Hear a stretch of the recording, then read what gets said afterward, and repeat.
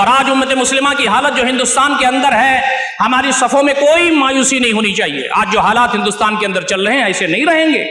ہمارا رب ہمارے ساتھ موجود ہے۔ ہاں، اللہ تعالیٰ سے تعلق، اپنی صفوں میں اتحاد و اتفاق، مل جل کر کے کام کرنے کا جذبہ، ہمارے اندر اللہ تعالیٰ کے دین سے قربت، ہماری ماؤں، ہماری بہنوں، ہمارے نوجوانوں اور بزرگوں کا اللہ تعالیٰ سے تعلق اور مل جل کر کے کام کرنے کا جذبہ، ہاتھ پیر مارنے کی کیفیت ہونی چاہیے، مایوسی نہیں ہونی چاہیے۔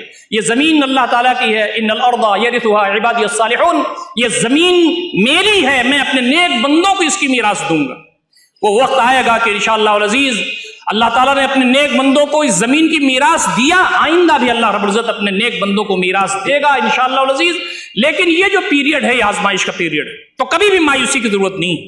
کوئی بھی بل آ جائے، کوئی بھی پریشانی آ جائے، وقت کا مسئلہ آ جائے، وقت ایکٹ کا مسئلہ آ جائے، 3 طلاق کا مسئلہ آ جائے، مسلم پرسنل لا کے مسائل ہوں، ایکسٹرا سول کوڈ کے مسائل ہوں، امت کے ساتھ بہت ساری چیزیں ہیں جو اس وقت لگی ہوئی ہیں۔